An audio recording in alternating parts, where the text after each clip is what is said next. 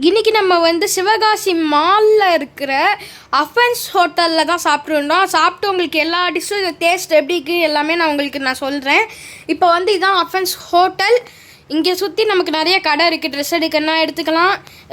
சாப்பிட்றதுக்கு கூலிங்காக ஏதாச்சும் ஜூஸ் ஏதாச்சும் வேணாலும் சாப்பிட்டுக்கலாம். அப்புறம் சிக்கன் எல்லாமே நீங்கள் வெளியிலேயே கடை இருக்குது. KFC மாதிரி எல்லாமே இருக்குது. அடுத்து வந்து ஹோட்டல் வந்து இங்கே தான் இருக்குது. நம்ம ஹோட்டலுக்குள்ளே போய் அட்மாஸ்பியர் எல்லாமே சூப்பராக இருந்துச்சு.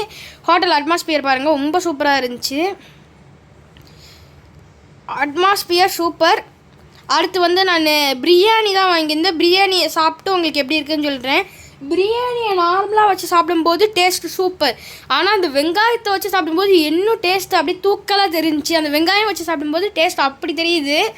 அடுத்து வந்து பன்னீர் நூடுல்ஸ் தான் வாங்கியிருக்கேன். நூடுல்ஸோட பஞ்சாபி சிக்கனை வச்சு சாப்பிடும்போது டேஸ்ட் இருக்கே பயங்கரமாக சூப்பராக இருந்துச்சு. எனக்கு ரொம்ப பிடிச்சிருந்தது. அது வந்து நீங்கள் போனீங்கன்னா இந்த இது நீங்கள் காம்பினேஷன் ட்ரை பண்ணி பாருங்கள், ரொம்ப சூப்பராக இருக்கும். அடுத்து நீங்கள் இந்த இதை திருப்பி சாப்பிடணும்னு சொல்லி நீங்கள் ஆசைப்படுவீங்க, அவ்வளோ சூப்பராக இருக்கும். நான் சாப்பிட்டுட்டு ரொம்ப சூப்பராக இருந்துச்சு. நான் சாப்பிட்டதுலேயே இதுதான் ரொம்ப சூப்பரானது. அடுத்து வந்து பன் புரோட்டாவுக்கு 2 இது வகையான சால்னா இருந்துச்சு. நான் இன்னொரு சால்னாவை எடுத்து 2 சால்னா ஊற்றி அதையும் அந்த சிக்கனோட சாப்பிடும்போது நல்லா இருந்துச்சு. ஆனால் புரோட்டாவோட அந்த நூடுல்ஸையும் அதுவும் வச்சு சாப்பிடும்போது தான் ரொம்ப சூப்பராக இருந்துச்சு. புரோட்டா ஓகே நல்லா தான் இருந்துச்சு, அந்த இது வச்சு சாப்பிடும்போது நல்லா இருந்துச்சு.